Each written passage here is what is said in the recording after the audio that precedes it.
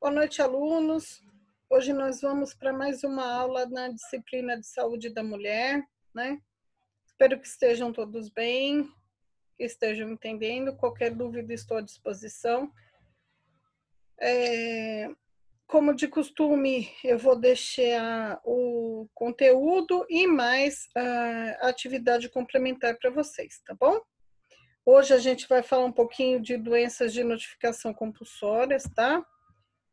Eu vou compartilhar a tela com vocês para a gente já iniciar a apresentação, tá bom?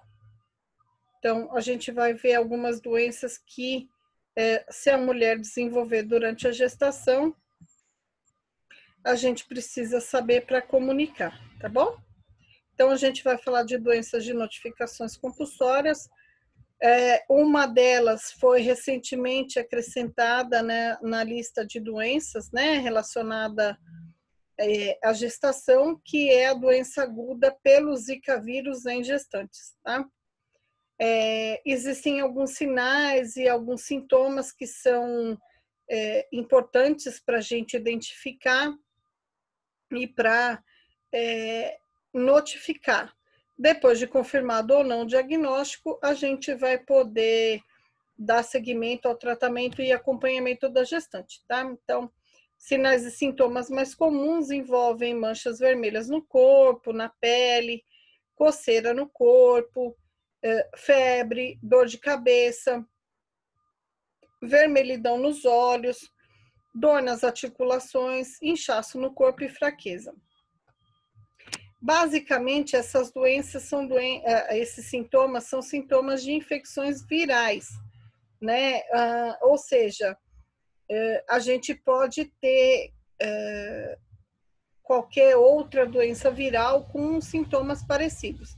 E aí a gente precisa fazer alguns diagnósticos e alguns exames para identificar o que de fato, qual vírus de fato está causando a doença na gestante, por exemplo, né? No caso do Zika vírus, o período de incubação é de 3 a 14 dias, eu posso ter me contaminado hoje e só desenvolver algum sinal ou sintoma daqui 14 dias, entre 3 e 14 dias, tá? E geralmente, depois de iniciados os sintomas, eles desaparecem normalmente, sozinho, sem tratamento, entre 2 a 7 dias, tá? A doença em gestante, apesar do comprometimento do bebê, né, o cérebro do bebê, ser um risco maior quando a mãe está grávida no primeiro trimestre, né, o bebê pode ser afetado em qualquer fase da gravidez. É que nesse primeiro trimestre é onde acontece a formação do sistema nervoso central, tá? Por isso que toda e qualquer gestante deve ser acompanhada por um médico durante o pré-natal, proteger-se do mosquito, né, por conta de dengue, zika ou chikungunya ou qualquer outro vírus, né. No caso da mulher gestante, tem que usar o preservativo, né, quando o parceiro tem algum sinal ou sintoma de zika, porque existe o risco de contaminação através da relação sexual, tá? Existem alguns riscos, então o vírus, ele consegue atravessar a placenta, chegar até o bebê, né? E esse vírus tem uma predileção pelo sistema nervoso, né? Então, ou seja, ele passa a placenta, vai até o bebê, chegando dentro do bebê, ele vai atingir o cérebro, tá? E nisso ele vai provocar uma diminuição, né, uma interferência no desenvolvimento, provocando uma microcefalia, ou seja, o cérebro cresce menor do que aquilo que ele deveria crescer, tá? Chegando no máximo a 33 centímetros quando a gente faz a circunferência inteira do cérebro desse bebê, tá? Por consequência dessa malformação e dessa microcefalia, o bebê pode ter um déficit cognitivo, dificuldade para enxergar, falta de coordenação motora, então vão ter sérias consequências para esse bebê, tá? Geralmente a mãe fica dedicada aos cuidados para esse bebê, existem alguns resquícios legais no INSS para está ajudando no acompanhamento e tratamento dessas crianças, tá? A forma de transmissão, a principal forma de transmissão é por meio da picada do Aedes aegypti, né, que é o mesmo que transmite a dengue, a zika e a chikungunya, né? E também é possível que a transmissão seja de mãe para filho durante a gestação ou no momento do parto, né? Então, o vírus passa pela placenta, cordão umbilical e vai chegar até o bebê, tá? Existem alguns casos que foram descritos também de transmissão de zika por meio da relação sexual, então o parceiro passa para a gestante através da relação, por isso a orientação do uso do preservativo durante a relação sexual, se esse parceiro tiver algum sinal de alguma doença infecciosa por vírus, tá? Mas isso ainda precisa ser mais estudado e aprofundado, tá? Existem alguns testes que são feitos para comprovar se a gestante está infectada por Zika vírus, né? Então, tem o teste molecular de PCR, né? Que é feito através, a gente vai identificar a partícula do vírus, seja no sangue, seja em pedaço da placenta ou no líquido amniótico.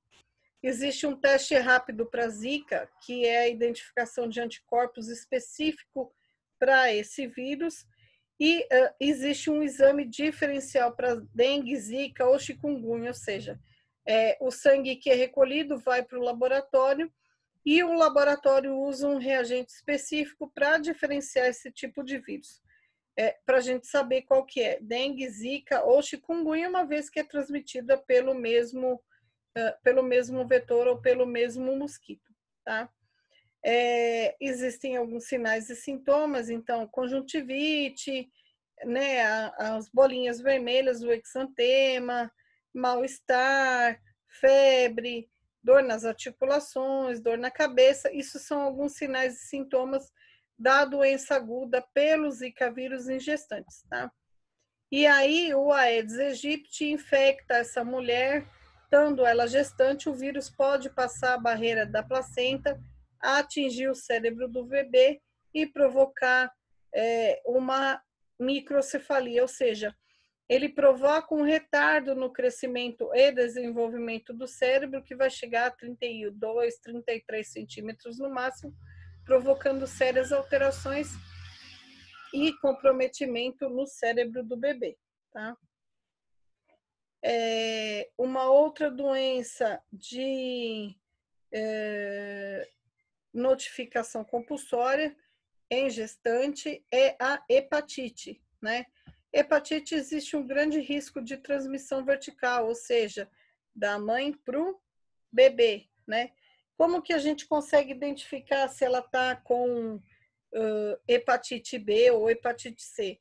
Existem exames específicos nos 3 trimestres da gestação, que a gente faz um exame de sangue de HBS, AG e anti-HBC, que são específicos da hepatite B ou da hepatite C, por exemplo, né? Obrigatoriamente, se essa mãe não é vacinada, ela deve ser vacinada a partir da 13ª semana de gestação, e o bebê, logo ao nascer, antes de 12 horas de vida, ele obrigatoriamente recebe a vacina, a primeira dose da hepatite B, ainda na maternidade, tá? Para evitar que se tenha complicações com o bebê. Se a mãe estiver infectada e diagnosticada com hepatite B, o tratamento é repouso, uma dieta adequada, pouca quantidade de gordura, rica em açúcar, com bastante hidratação adequada, com bastante ingestão de líquidos, né? Se ela tiver numa condição que ela já está com a doença em evolução ou com algum comprometimento, pode ser feito um tratamento medicamentoso com lamivudina, tá?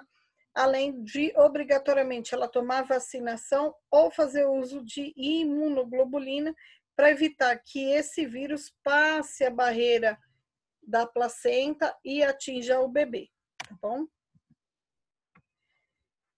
O risco para a mãe e para qualquer mulher ou paciente infectado pelo vírus da hepatite B é de desenvolver uma doença grave no fígado, então pode dar uma cirrose, ou até mesmo um câncer de fígado e evoluir a óbito do paciente, tá?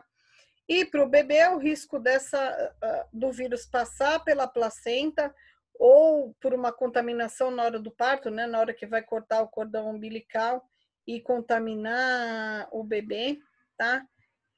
E aí ele vai infectar o bebê a partir desse contato, tá? Se tiver alguma contaminação, obrigatoriamente o bebê vai tomar vacina e, dependendo do grau da contaminação, ele também vai tomar uma imunoglobulina, tá? Sinais e sintomas que a gente identifica nessa gestante, né, com relação aos sinais e sintomas, a pele e o globo ocular fica mais amarelado, né? Ela vai referir muito enjoo, muito vômito, muito cansaço, uma dor na região abdominal, né? Principalmente na parte superior à direita, onde a gente consegue palpar o fígado, né?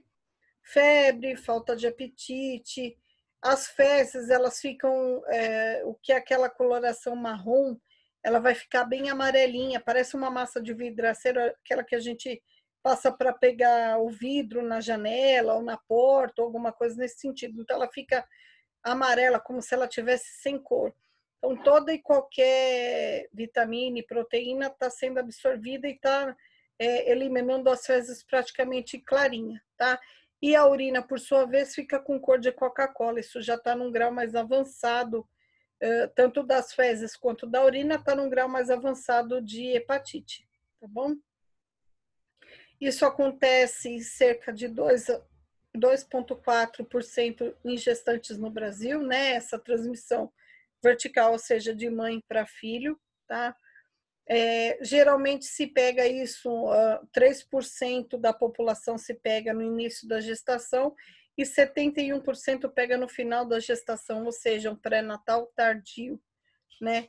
Na infecção crônica, de 8 a 10% tem transmissão, né, desses anticorpos, e 80% dos casos na infecção crônica são casos positivos, tá?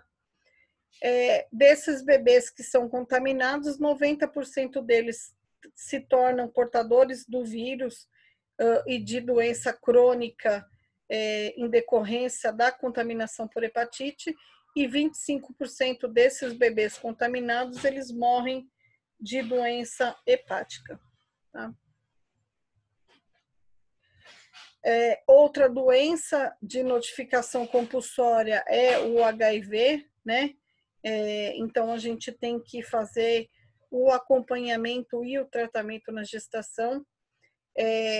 Obrigatoriamente, as gestantes fazem o teste de HIV nos 3 trimestres da gestação, durante o pré-natal, e no pré-parto também, porque a gente ainda tem um tempo de fazer a medicação para o bebê e tentar salvar esse bebê de ter alguma complicação, tá? O tratamento é feito com um coquetel durante a gestação e com doses de ataque antes do parto, ou seja, 4 horas antes do parto, o próprio SUS fornece a medicação injetável e todo o kit, tanto para a mãe quanto para o bebê no pós-parto, e essa mãe tem que receber isso, independente se é hospital público ou privado, a medicação que é fornecida pelo SUS. Então, 4 horas antes do parto, eu faço o frasco do coquetel, e no momento do parto, a hora que vai se clampear e cortar o cordão umbilical, você faz uma nova dose de ataque, impedindo que o vírus passe para o bebê no momento do parto, tá? O parto vaginal é contraindicado, a amamentação, 99% dos casos é contraindicado. Esse bebê, quando nasce, ele tem que tomar um banho imediatamente após o nascimento, com o uso de clorexidina. Eu não posso fazer o canaquion, que é comumente feito no bebê quando ele nasce, né? Que é a vitamina K. Eu não posso fazer até até que tenha se dado o banho no bebê, tá? Logo que ele nasce, a gente tem 1 hora para dar o xarope de AZT para esse bebê e manter esse xarope geralmente por 1 ano de vida do bebê para evitar que ele tenha chance de desenvolver a doença, tá? Estudos dizem que o risco de transmissão de HIV para o bebê com tratamento é de 1 bebê para cada 100 e sem tratamento é de 25 bebê para cada 100. Então, assim, daí a gente vê a importância do pré-natal para evitar a contaminação para o bebê, tá? Os meios de transmissão, a mãe sendo positivo, pode ocorrer durante a gestação, se eu não fizer tratamento, durante o trabalho de parto e o parto, ou durante a amamentação. Por isso que ela é proibido, geralmente não se faz amamentação dos bebês quando a mãe é positiva, tá bom? Uma outra doença de notificação compulsória e que tem aumentado muito ultimamente na população é a sífilis, né? Então, ela precisa se identificar, também faz parte de exames e de diagnósticos durante a gestação, tá? É uma coisa que precisa ser acompanhada de perto. O número tem sido muito alarmante, é preciso tratar tanto a mãe quanto o parceiro, porque não adianta só tratar um e deixar o outro ainda transmitindo o vírus, tá? O tratamento, via de regra, é com a benzetacil, né? Tanto para a mãe quanto para o parceiro. Existe um risco muito grande de um dano irreversível para o bebê, né? Seja com retardo mental ou deficiência visual, tá? Geralmente o bebê nasce com várias manchas de pele, tá vendo aqui, ó? Na região plantar, na região palmar, no pavilhão auricular, em face, tá? Se fosse só doença de pele irreversível com tratamento, era dos males o menor, mas geralmente durante a gestação essa bactéria já causa um retardo mental, uma deficiência visual e auditiva no bebê grave, tá? A doença é causada por uma bactéria chamada Treponema pallidum, né? Transmitida por relação sexual, transfusão de sangue, durante o parto ou pela mãe infectada. Então, se a mãe está infectada, a bactéria passa pela placenta e vai para o bebê, tá? Então, é uma doença congênita, vai provocar essa má formação e essas alterações no bebês, tá bom? Em casos mais graves, pode até provocar o aborto, o bebê nasce com uma pneumonia, ou seja, a bactéria invadiu o pulmão do bebê, causa feridas no corpo, cegueira, deficiência mental, deficiência auditiva, deficiência visual. Então, é uma doença extremamente grave e que, por falta do uso de preservativo durante a relação sexual, ela tem se disseminado muito, principalmente na população jovem, né? Ela pode ser eliminada, né, através do diagnóstico precoce no pré-natal e o tratamento com a penicilina, tanto para um quanto para outro, né? É a única droga capaz de eliminar a penicilina ainda de eliminar a bactéria é a penicilina, tá? Então vai tomar injeção de benzetacil, geralmente são 2 a 3 doses, tá? Outra doença de notificação compulsória é a toxoplasmose gestacional e congênita, né? Esse é um dos testes que são feitos na gestante para ver se ela tem ou não anticorpo contra a toxoplasmose, tá? A toxoplasmose, ela é causada por um parasita presente principalmente nas fezes dos felinos, né? Ou depende de onde você está se alimentando, né? Água contaminada, fruta contaminada, por esse parasita das fezes dos gatos ou felinos, tá? Algumas mulheres são imunes, né? Ou seja, pelo contato prévio a essa parasita já desenvolveu anticorpo e tudo bem. Outras, por sinal, não podem sequer comer verduras cruas fora de casa, alimentos crus ou mal passados, pelo risco de ter a contaminação, tá? Essa bactéria, ela pode passar pela placenta e atingir o bebê. Então, por isso a importância de orientar essa gestante a não comer carne crua, mal cozida, evitar o contato com as fezes e eliminações de felinos, né? Porque elas podem estar infectadas pelo parasita, tá? Geralmente, o ser humano adquire essa doença pela ingestão de cistos, ou seja, de restos desse parasita presente nesses alimentos que eu falei, tá? E aí, uma vez infectada a gestante, a bactéria passa a barreira da placenta, tá? Então, tá aqui, ó. A gestante se alimentou com algum alimento cru ou mal cozido, passou a barreira da placenta e infectou o feto, tá? Esse bebê em contato com esse toxoplasma, né, adquire a infecção e o parasita vai provocar algumas lesões com predomínio no sistema nervoso central e retina. Então, particularmente, ele pega o cérebro, provocando retardo mental, e ele tem uma predição especial pela retina, ou seja, provocando uma deficiência visual e até mesmo uma cegueira no bebê, tá? Recentemente, a gente tem vivido, né, um surto de Covid-19, né, de coronavírus. A gente viu alguns casos de óbito de mulheres grávidas ou até mesmo de puérperas, né, que já deram à luz e que não resistiram à infecção pelo Covid-19 ou coronavírus, tá? Então, não é incomum hoje a gente ver casos de óbito materno, né? E isso é uma doença de notificação compulsória.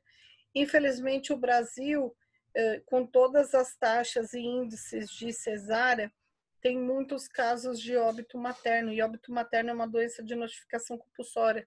Ele pode ocorrer tanto no parto, até 40 dias, até o pós-parto, né? A mulher ainda é puérpera, ela ainda é considerada óbito materno, né?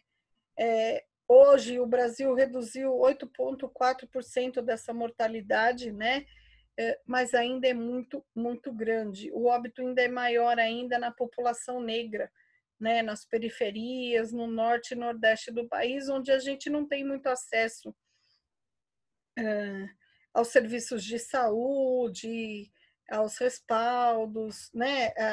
A medicina de uma maneira mais segura, né? Então, é muito comum. É muito comum ainda se ver forçar um parto vaginal quando você está vendo que o parto vaginal não é o adequado. Então, tem muito para se evoluir no Brasil ainda por conta disso, tá? E ocorrendo óbito, obrigatoriamente tem que ser notificado ao Ministério da Saúde, tá bom? Essa foi a aulinha sobre doenças de notificações compulsórias. Espero que tenham entendido, né? E a gente se vê na próxima aula, tá bom? Bons estudos e eu estou à disposição. Abraço a todos. Tchau, tchau.